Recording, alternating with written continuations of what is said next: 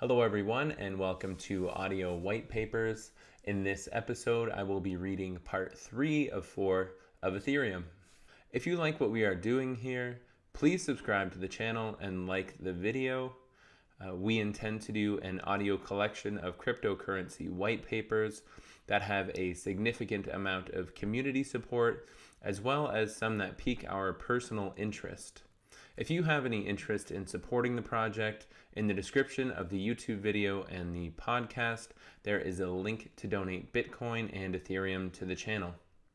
Also note that aside from this introduction, the information that I am reading is not my own, and I will read as written by the original author, who is not me. If you have any questions, concerns, or requests for future audio white papers, please request them in the comments below or email audiowhitepapers@gmail.com. Thank you for watching and thank you for listening. Applications. In general, there are 3 types of applications on top of Ethereum. The first category is financial applications, providing users with more powerful ways of managing and entering into contracts using their money.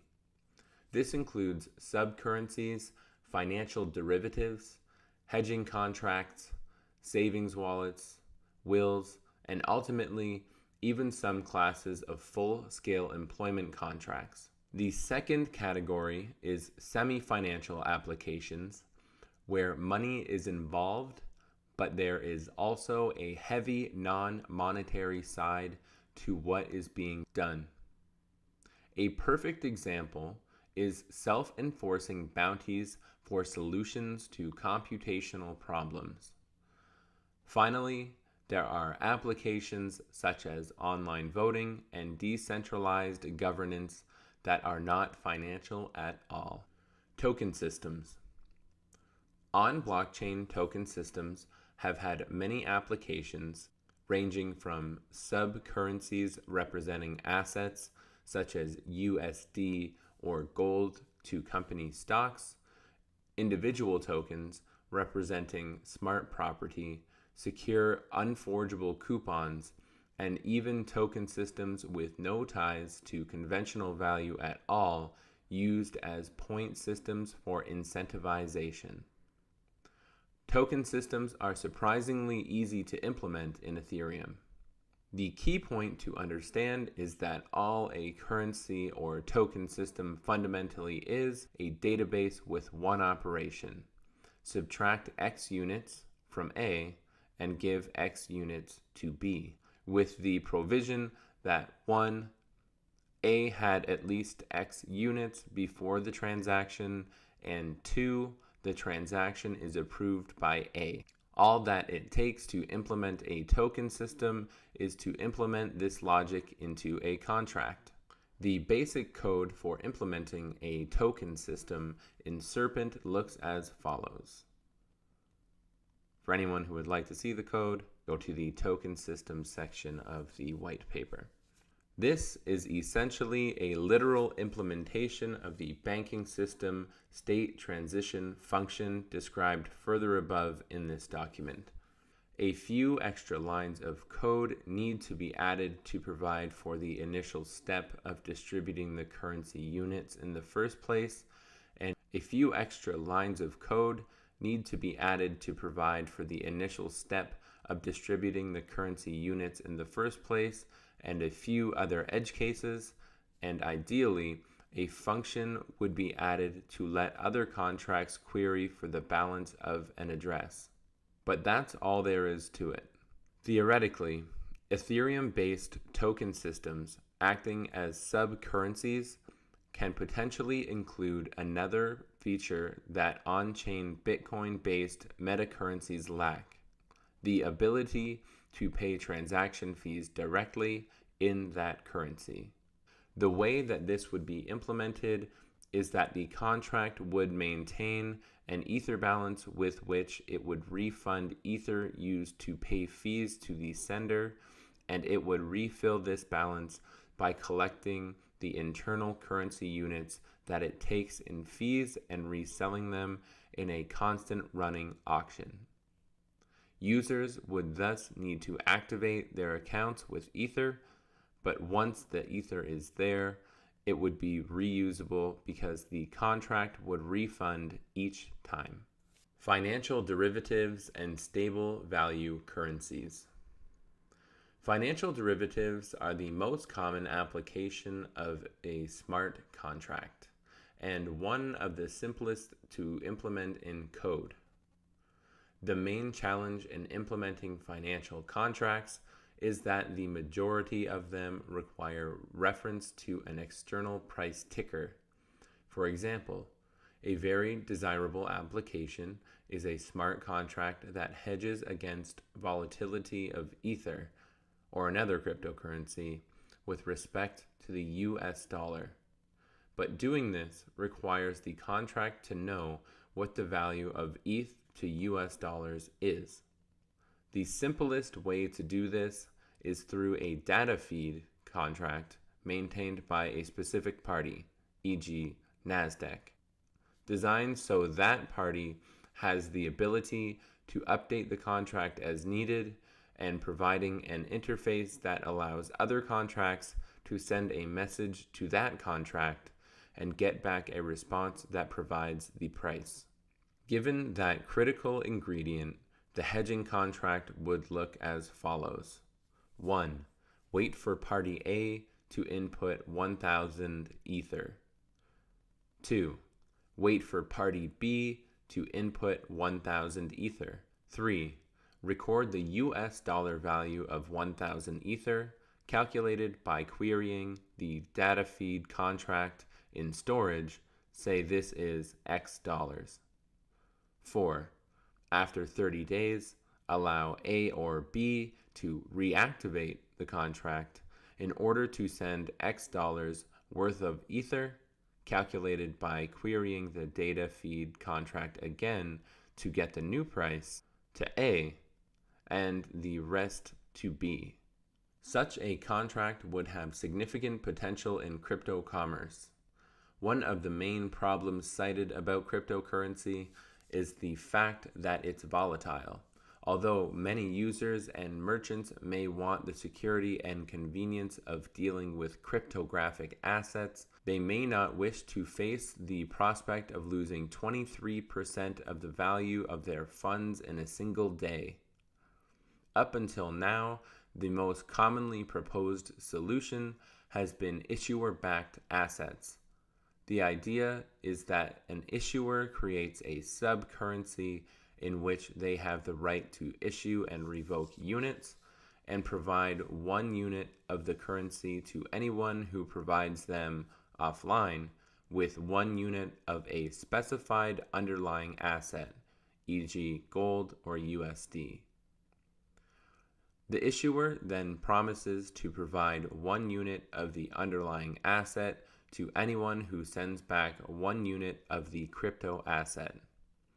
This mechanism allows any non-cryptographic asset to be uplifted into a cryptographic asset, provided that the issuer can be trusted. In practice, however, issuers are not always trustworthy, and in some cases, the banking infrastructure is too weak or too hostile for such services to exist.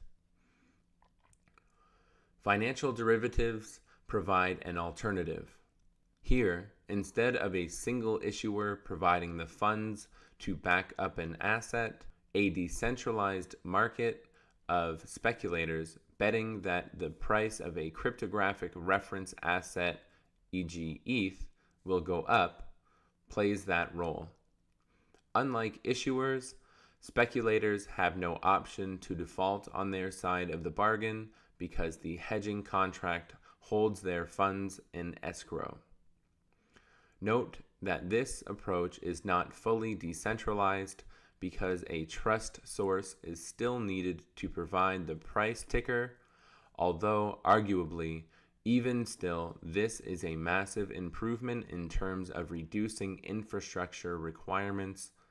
Unlike an issuer, issuing a price feed requires no licenses and can likely be categorized as free speech, and reducing the potential for fraud. Identity and reputation systems. The earliest alternative cryptocurrency of all, Namecoin, attempted to use a Bitcoin-like blockchain to provide a name registration system where users can register their names in a public database alongside other data. The major cited use case is for a DNS system mapping domain names like bitcoin.org, or in Namecoin's case, bitcoin.bit, to an IP address. Other use cases include email authentication and potentially more advanced reputation systems. Here is the basic contract to provide a Namecoin-like name registration system on Ethereum.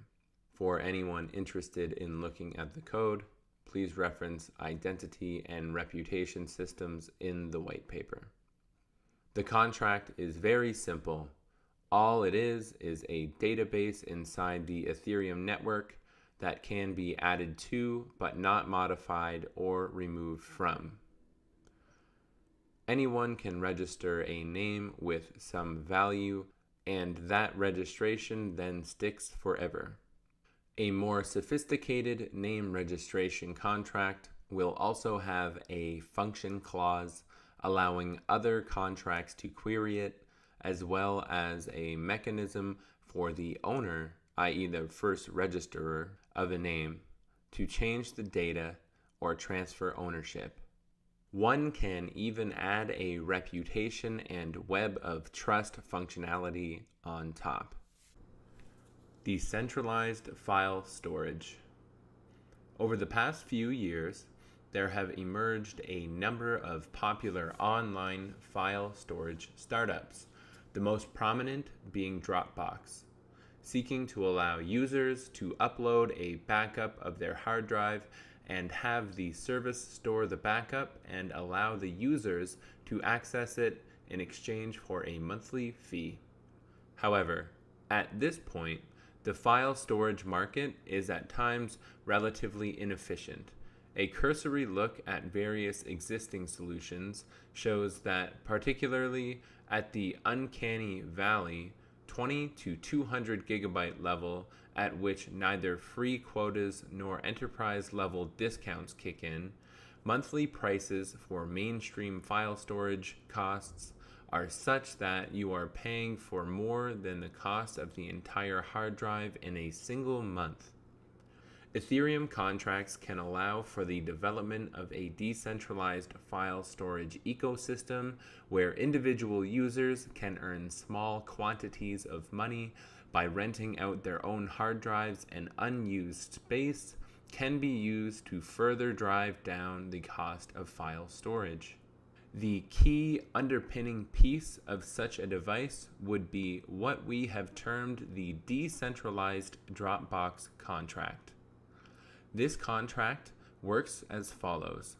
First, one splits the desired data up into blocks, encrypting each block for privacy, and builds a Merkle tree out of it.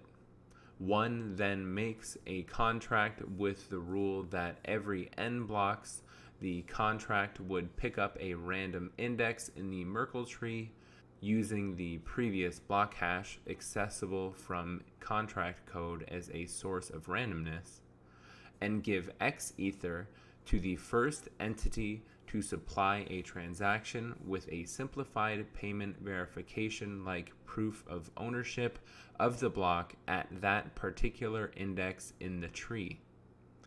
When a user wants to re-download their file, they can use a micropayment channel protocol, e.g. pay 1 Zabo per 32 kilobyte, to recover the file. The most fee-efficient approach is for the payer not to publish the transaction until the end, instead replacing the transaction with a slightly more lucrative one with the same nonce after every 32 kilobytes.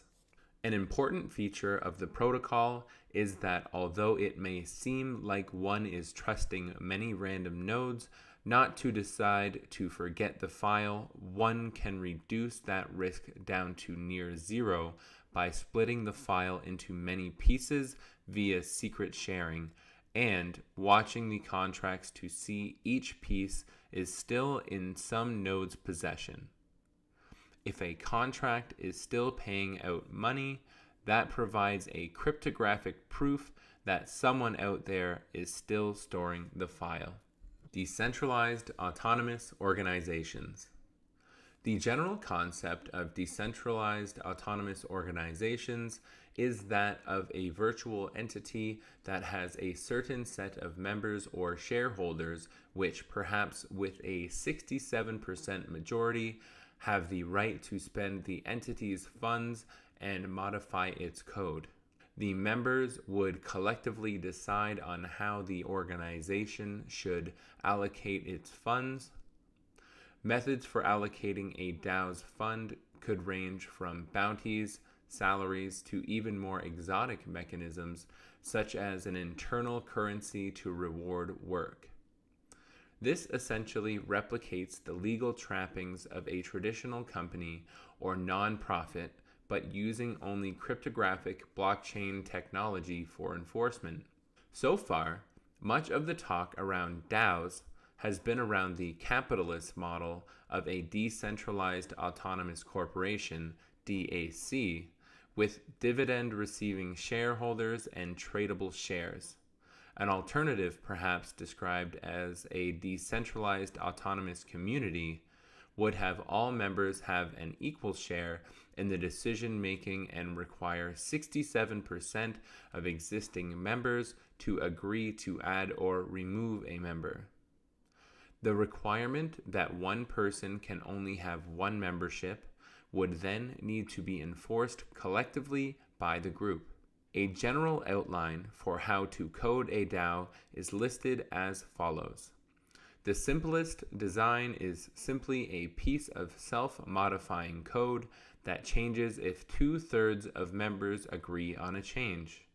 Although code is theoretically immutable, one can easily get around this and have de facto mutability by having chunks of the code in separate contracts and having the address of which contracts to call stored in the modifiable storage.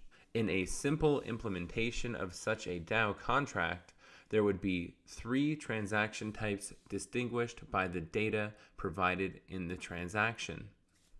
0, I, K, V, to register a proposal with index I, to change the address at storage index K to value V. 0, I, to register a vote in favor of proposal I.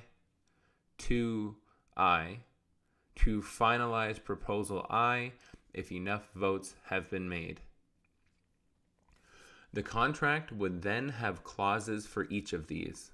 It would remain a record of all open storage changes, along with a list of who voted for them. It would also have a list of all members. When any storage change gets 2/3 of members voting for it, a finalizing transaction could execute the change.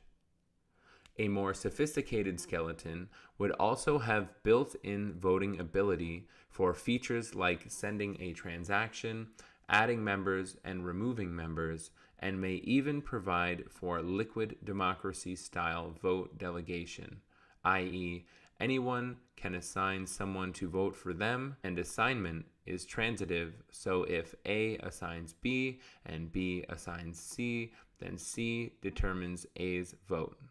This design would allow DAOs to grow organically as a decentralized community, allowing people to eventually delegate the task of filtering out who is a member to specialists, although unlike in the current system, specialists can easily pop in and out of existence over time as individual community members change their alignments.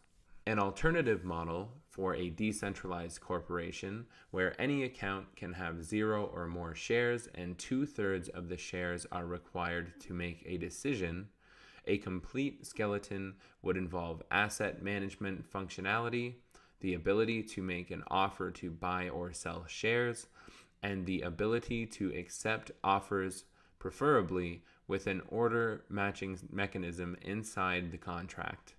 Delegation would also exist liquid democracy style, generalizing the concept of a board of directors. Further applications. 1. Savings wallets.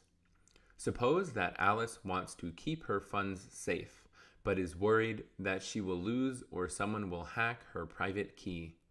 She puts Ether into a contract with Bob as a bank as follows. Alice alone can withdraw a maximum of 1% of the funds per day. Bob alone can withdraw a maximum of 1% of the funds per day, but Alice has the ability to make a transaction with her key shutting off this ability. Alice and Bob together can withdraw anything. Normally, 1% per day is enough for Alice, and if Alice wants to withdraw more, she can contact Bob for help. If Alice's key gets hacked, she runs to Bob to move the funds to a new contract. If she loses her key, Bob will get the funds out eventually. If Bob turns out to be malicious, then she can turn off his ability to withdraw. 2. Crop insurance. One can easily make a financial derivatives contract but using a data feed of the weather instead of any price index. If a farmer in Iowa purchases a derivative that pays out inversely based on the precipitation in Iowa, then if there is a drought, the farmer will automatically receive money, and if there is enough rain, the farmer will be happy because their crops would do well. This can be expanded to natural disaster insurance generally. 3. A decentralized data feed. For financial contracts for difference, it may actually be possible to decentralize the data feed via a protocol called shelling coin. Shelling coin basically works as follows. N parties all put into the system the value of a given datum, e.g. the ETH to US dollar price. The values are sorted and everyone between the 25th and 75th percentile gets one token as a reward. Everyone has the incentive to provide the answer that everyone else will provide, and the only value that a large number of players can realistically agree on is the obvious default, the truth. This creates a decentralized protocol that can theoretically provide any number of values, including ETH to US dollar price. This creates a decentralized protocol that can theoretically provide a number of values, including the ETH to US dollar price, the temperature in Berlin, or even the result of a particular hard computation. 4. Smart multi-signature escrow. Bitcoin allows multi-signature transaction contracts where, for example, 3 out of a given 5 keys can spend the funds. Ethereum allows for more granularity. For example, 4 out of 5 can spend everything, 3 out of 5 can spend up to 10% per day, and 2 out of 5 can spend up to 0.5% per day. Additionally, Ethereum multisig is asynchronous. 2 parties can register their signatures on the blockchain at different times, and the last signature will automatically send the transaction. 5. Cloud computing. The EVM technology can also be used to create a verifiable computing environment, allowing users to ask others to carry out computations and then optionally ask for proofs that computations at certain randomly selected checkpoints were done correctly. This allows for the creation of a cloud computing market where any user can participate with their desktop, laptop, or specialized server and spot checking together with security deposits can be used to ensure that the system is trustworthy, i.e., nodes cannot profitably cheat. Although such a system may not be suitable for all tasks, tasks that require a high level of inter-process communication, for example, cannot easily be done on a large cloud of nodes. Other tasks, however, are much easier to parallelize. Projects like SETI at home, folding at home, and genetic algorithms can easily be implemented on top of such a platform. Peer-to-peer gambling. Any number of peer-to-peer gambling protocols, such as Frank Stangiato and Richard Clayton's CyberDice, can be implemented on the Ethereum blockchain. The simplest gambling protocol is actually simply a contract for difference on the next block hash, and more advanced protocols can be built up from there, creating gambling services with near zero fees that have no ability to cheat. 7. Prediction markets. Provided an oracle or shelling coin, prediction markets are also easy to implement, and prediction markets together with shelling coin may prove to be the first mainstream application of Futarchy as a governance protocol for decentralized organizations. 8. On-chain decentralized marketplaces, using the identity and reputation systems as a base. That's it for this episode of Audio White Papers. Again, if you like our channel, please subscribe, please like the video, and there's a donation link below. Thank you for watching, and thank you for listening.